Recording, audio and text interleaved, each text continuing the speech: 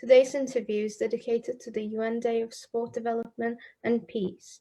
We're very much honored to have Mr. Farid Khalilov, President of Azerrail Volleyball Team, as our guest today. My name is Pervin Alieva and I'll be one of the hosts today. I'd like to introduce my co-host, Yusuf Orucov. Thank you, Pervin. Welcome to our event, Mr. Farid. Thank you for accepting our offer and sparing your time for answering our questions.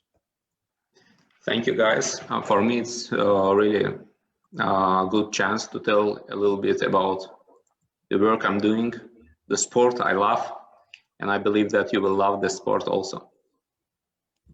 Our first question is probably the most obvious one. How can you describe your path to the president of Azerrail? It's interesting way. Actually, a lot of people and my friends, when they heard about my position, they said, "Oh, Farid, you never played volleyball. What are you doing there?" A lot of people think that all the staff in volleyball federation just playing all the day volleyball, but actually it's really hard work and work with different state agencies. It's work with different departments within this club, a lot of ministries, other clubs. It's very interesting work. The start of my way to this position, to this workplace, was very interesting. In the start of sport experience, I can say it was Baku European Games Operational Committee. I worked about 3 years there on the position of finance manager. Right after this work, I've started to work in Formula One operating committee in commercial department. In total, you can say that my work experience in sport industry was about 5 years. And one day I just got call from the office of president of Volleyball Federation. They were looking responsible person for Azerrail club. We had short meeting. We shared our visions. He explained what he wants to see in volleyball. I've explained what's my vision, how can I do it, what else how I can add value to this job. And he was happy because we were on the same wave, and I've started. Thank you for your answer. Thank you. Mr. Farid, can you please tell us about your most positive experience or memory connected with Azerrail? From one side, the work in Azerrail is very responsible work because of when you're leader on this field, and Azerrail is the leader between all the clubs, volleyball clubs in Azerbaijan, everybody waiting something special from you. When I came here, I've tried to add something from me to this job, to this position, because of it's already 20 years Azerrail is on the market of Azerbaijan.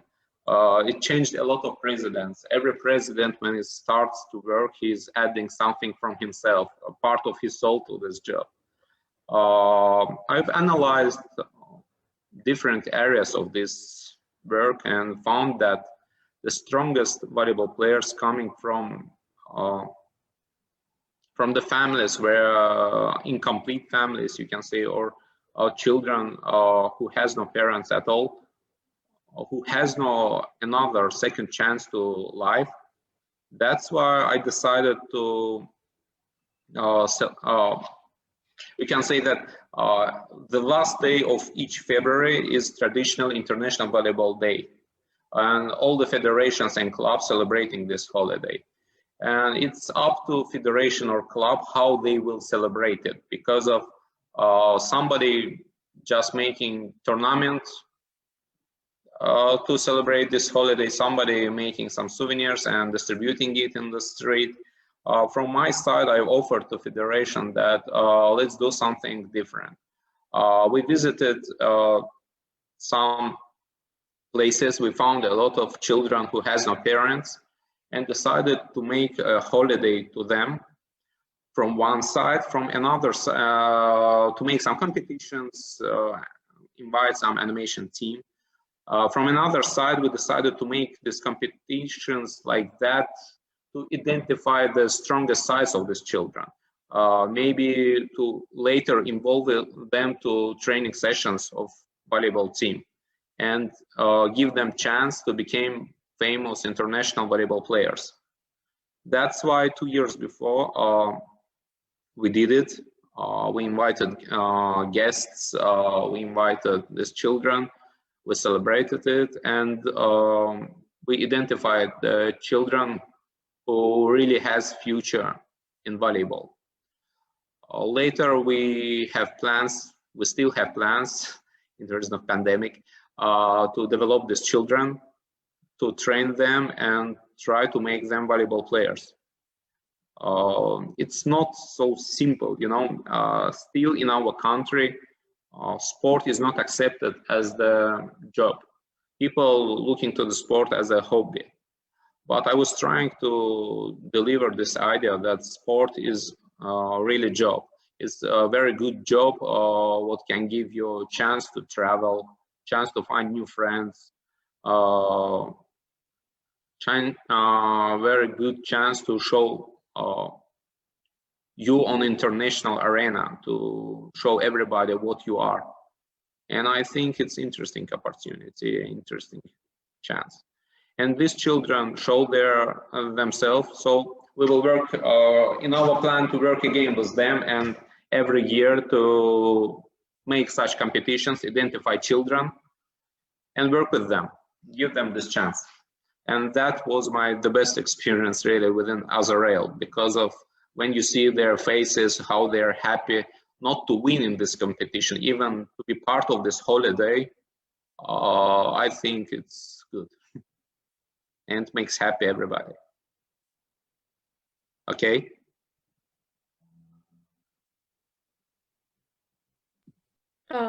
So I have another question. Today the world is celebrating the Sport Development and Peace Day. The adoption of this day signifies increasing recognition by the UN of the positive influence that sport can have on the advancement of human rights and social and economic development.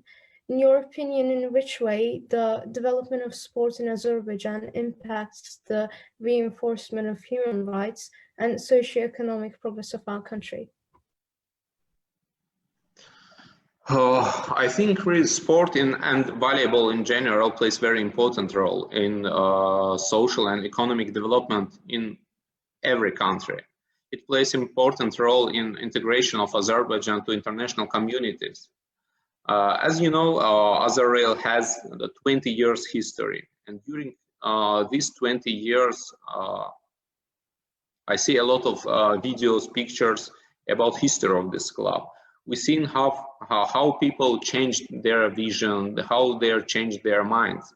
For example, in the start, you know, it's Caucasus country. It's very hard to explain people to give their girls to this sport. Volleyball has specific sportswear. People in regions will not allow their daughters, girls from their families to go outside to wear such shorts, for example, and be in front of other people. But we changed this way of thinking. We were working with their parents. We did a lot of job on this way. We visited a lot of villages, small countries, small cities here within Azerbaijan. We took parents to our games in Baku. We took some parents to international games to show that what is volleyball and how their children can be part of this.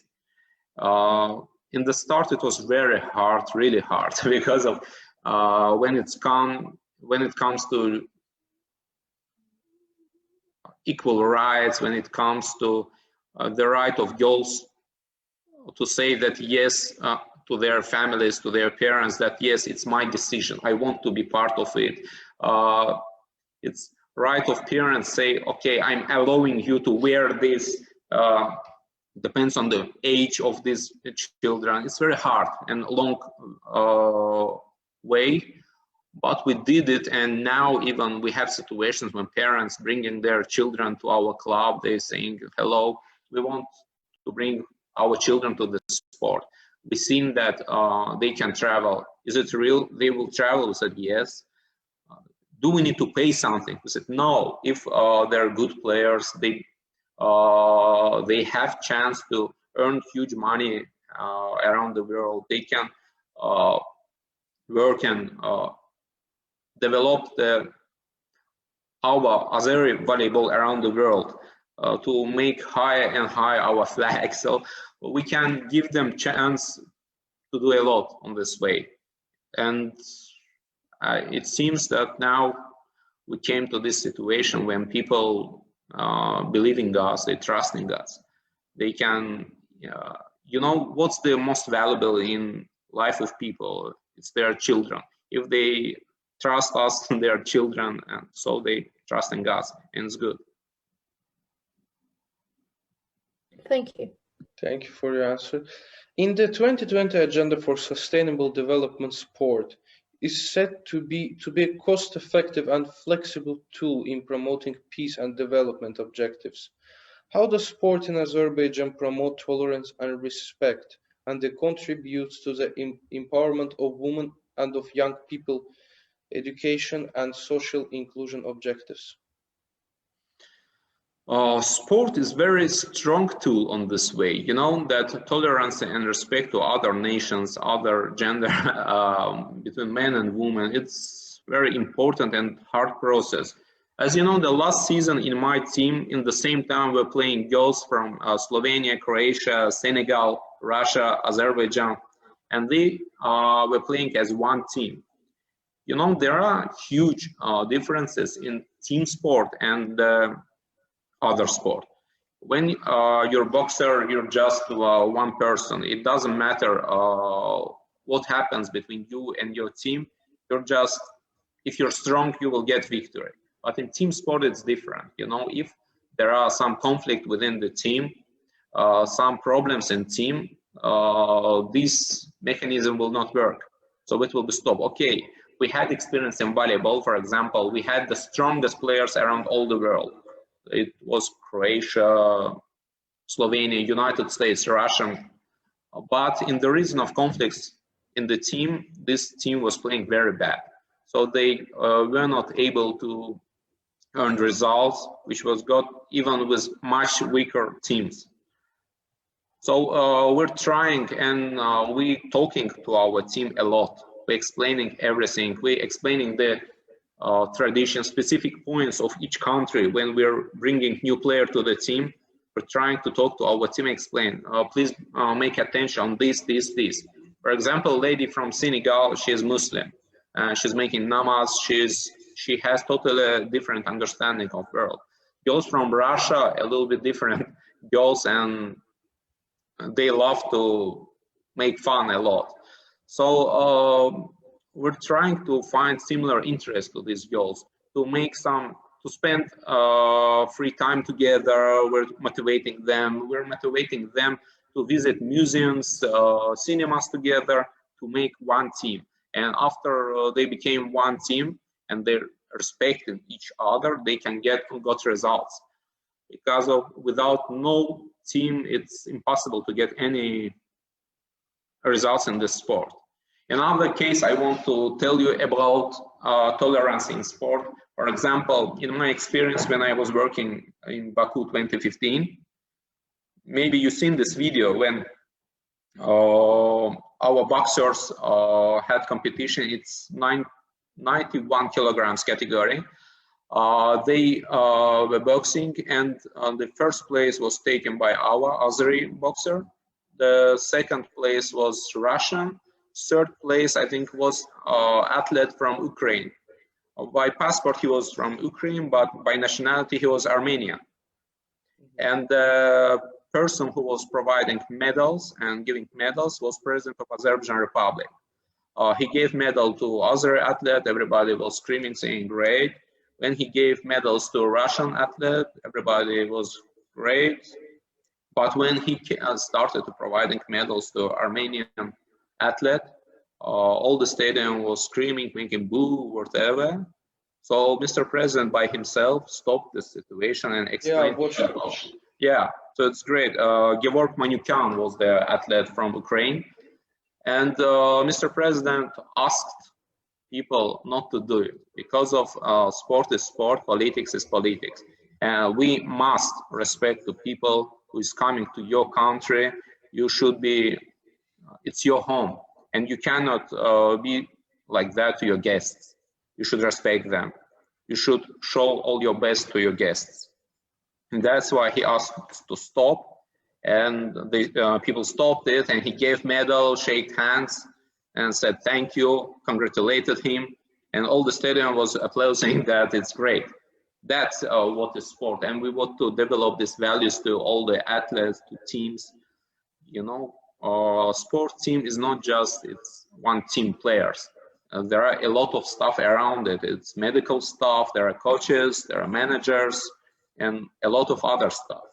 So we're trying to develop and deliver these values to all the staff, to ask them think together, think about the same things, accept same values, and still we're working on it. From my first start of work here in Azerrail, I was trying to develop phrase like one time Azerrail, always Azerrail.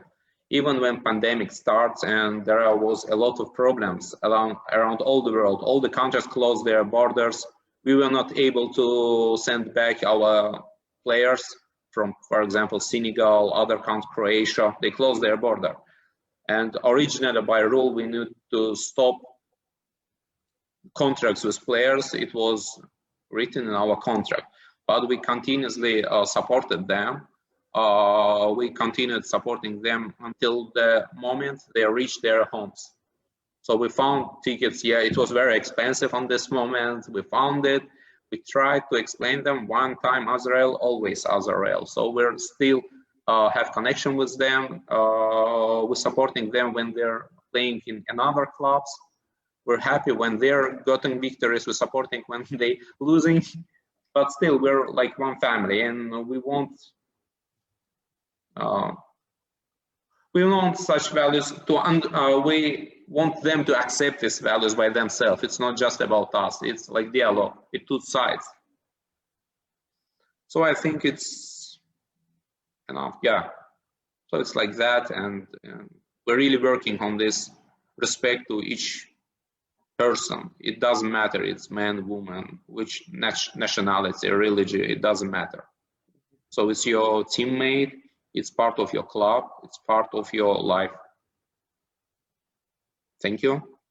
Thank you.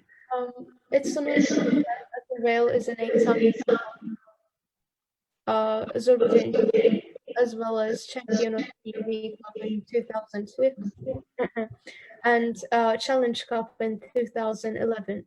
Can you tell us and our audience more about the club, please? Yes, as I mentioned before, this year on 9th of April, it will be 20 years of Azerrail. So we quite old club and club changing every day. It's like person. When somebody managing this club, the club got the face of this person and starting to work like this person moves. So when somebody from sport industry managing this club, it's going by this way. If somebody from commercial side coming, it becoming more open and working with audience, it's different club. Right now, Azerrail, yes, it's like 8-time originally winner of Azerrail championship, but actually it's 9 because the last championship officially federation didn't recognize us as champions, but just the one club who won all competitors without any losers was Azerrail. So actually there are in practice situations when officially Azerrail should be recognized as again champion of Azerbaijan. I did my best, but sports legislation didn't allow us to do it. About club in general, we have our own stadium. It's on Dernagül Highway. So there are stadium, hotel, and office of Azerrail. In general, in volleyball industry, there are like special volleyball calendar. As club team, as club, we're working originally starting from August, September. We're signing contracts with new athletes. After it, we're starting trainings. Originally in October, November period, there are starting championship of Azerbaijan. It finished approximately in April, May. So during this period, club playing games against other clubs in Azerbaijan. After May, it's starting in volleyball calendar international games. For example, girls team has games calling Golden League. So Golden League, it's international European championship. These games we have in like May, June. After it, again, as in the region of half of Azerrail, usually it's the national team members, they're playing in national team. After it, again, they have, so national team plays until the October, November, this period, and after it starting again club season. So every club in Azerbaijan working with this schedule, but actually in the reason of pandemic now everybody is sitting waiting for permission to train again. Because of in the reason of pandemic, last year it stopped, and during last 1 year we have no trainings and games. Thank you. What challenges can you see now in the time of pandemics related to the development of sport in Azerbaijan and worldwide? In my last interview, I have mentioned that our club lost 2-3 years minimum in the reason of pandemic. Athletes can't stop training for a long period. In our experience, in 20-year experience, athletes in our club have a recreation period like holidays during 8 days maximum. Mm-hmm. As I told you, so last year we're not training. Just imagine the physical situation with our players, so it's very bad. We need at least 3 months to prepare our athletes for training sessions. After it, several months just for non-stop trainings to become in normal form, not good form condition, just normal. It's very bad and very harmful for our sport because there are different sports who has chance to train. It's like, for example, football still had trainings, and the reason they are playing on open area. But volleyball training in closed area, you cannot go to outside and just play because of professional sport needs professional equipment. It needs professional tools and everything like that. If we will start to train on the street, it's asphalt. It's impossible. A lot of athletes can get damages, and that's bad and impossible. And even later, we will not be able to make them in normal condition to continue our training sessions. That's why we must wait for the moment when operational committee will say that yes, we are allowing you to start trainings. Now we're waiting, we're writing different letters to a lot of different state agencies to allow us start trainings. And we believe in close future it will be allowed. Yes, please. So United Nations Department of Economic and Social Affairs launched an advocacy brief on 15 December 2020, called by UN Women, titled Recovering Better, Sport for Development, Peace, Reopening, Recovery and Resilience Post-COVID-19. The brief first highlights critical intersects between sport, physical activity, CDG achievement, and COVID-19 impacts. Then consequences of these intersects for our individual and collective well-being, as well as ideas for addressing these consequences. What are your plans for bringing sporting world back safely back into full operation with renewed. Excuse me, Pervin. I can't hear you. Okay. Oh, could you hear me? Now, yes, yes. So you didn't hear my question? Yeah, I heard partial, just the end I lost. The last sentence. What are your plans for bringing the sporting world back safely back into full operation with renewed and refocused vigor? Oh, it's really great question.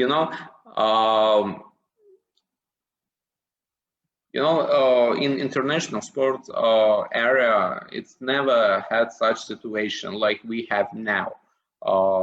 As you know, in Japan Olympic Games Operating Committee, in the start of pandemic, they informed everybody there that guys, we will not cancel our Olympic Games because of we spend a lot. On this moment, they already spent more than $6 billion, and they said we cannot stop it. We already spent everything. We must do these games.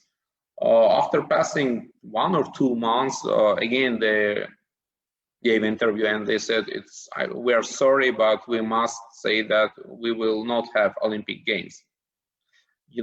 In the history of international sport, there was 3 cases when Olympic Games cancelled. It was a World War, second, and now is third case.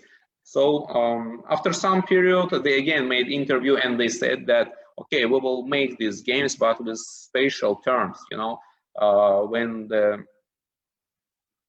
people will not sit close to each other, wearing masks and other terms, a lot of terms, without fans of these teams. And now they're preparing stadiums with these rules. For us also, this pandemic destroyed all of our plans and destroyed all of our expectations. Now we must, even when we don't want, but we must change our plans. In the start, in my plan was became champion of Azerbaijan in my first year. In second year, in my plan was to attend to Challenge Cup and got it.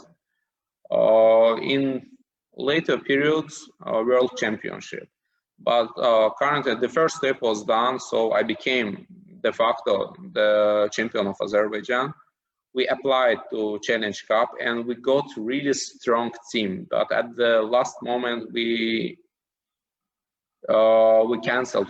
terminated all the contracts with athletes and must explain them the situation that in our country pandemic goes very bad. So all the airport closed. We're not able even to bring them to our country to start trainings. Later, we must travel a lot. A lot of countries change their policies in the reason of pandemic. For example, I have visa to some European countries, but even my visa will not allow me to visit this country. Because of when you will come to this country with ticket, okay, everything is okay. In the airport, they will say that, sorry, yes, visa is visa, but originally our government made decision that just people with vaccine can come to our country. And again, vaccine has made in different 4 or 5 countries, originally 4 or 5 countries. One country accepting this vaccine, another country accepting this vaccine will not accept this vaccine. So you cannot make all vaccines at the same time. And that's why you must accept their rules. So you will visit one country, they will not allow you to come. Another country will say, yes, you can train, but with these rules. So it's impossible to train in such conditions. That's why if in the start, my plan was to play in European Championship this season. Now I've changed my plan and now we will train in our country. We will make attention to our young team, develop them. Later, maybe in 1 year, we again will try to come to Europe to get their medals in cups. So it's really hard to accept, but it is what it is. We must do everything to protect our athletes. We must do everything to protect our sport in our country. That's all. Thank you. In response to global developments concerning the COVID-19 pandemic, this year the International Day of Sports for Development and Peace will focus on the health benefits of participating in sporting and physical activity, especially in this time of uncertainty and social distancing. For people and children working outside, as sport facilities are closed, what are some of your recommendations? It's a really good question for such situation. You know, the pandemic is not the reason to leave the sport. For people who must do the sport, can find the way. For example, even when our tabib said that, okay, you cannot train on the closed territory, okay, we took our teams to seaside. When they said, okay, not so, you cannot train more than 10 people, we made 2 groups, 5 and 5. So every time people should adapt to any situation. If pandemic situation, okay, take spirit, take mask, and do your sport again. You know, every action brings reaction. And if in the start it was very popular to visit gym, now again you can make sport at home with online trainer. He will control you and instruct you how to do, what to do. Again, people shouldn't leave sport. They should adapt to this hard situation, but continue what they love and continue what they need. Thank you. Thank you. This question is especially interesting for me for personal matters. With the pandemic, most of teenagers spend their time at home. How do you think physical activity can be promoted in general among people? Oh, we have our original team and we have young team in our club. Same question coming to us, people with the same question coming to us every day. Their parents, children by themselves, they want to continue their sport. As I mentioned before, again, for example, what we did for our girls, we instructed our fitness trainer to make trainings through Zoom and control all the athletes one by one to make sport with them online. Again, a lot of teenagers now sitting at home. It's up to person to how they will spend their time. They can spend their time for sport, to personal development.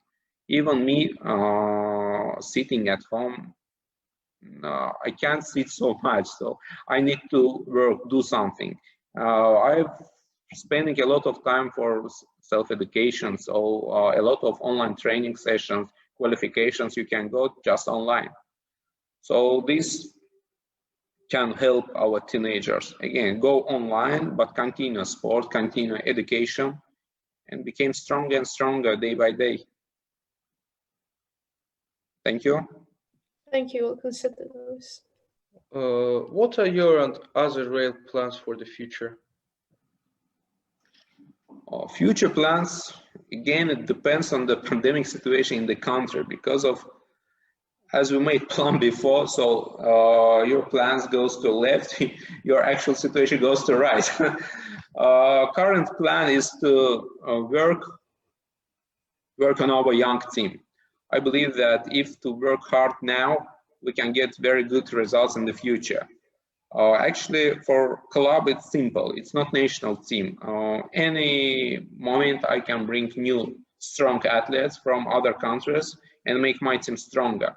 But I have also social responsibility, and I need to develop volleyball for young players also.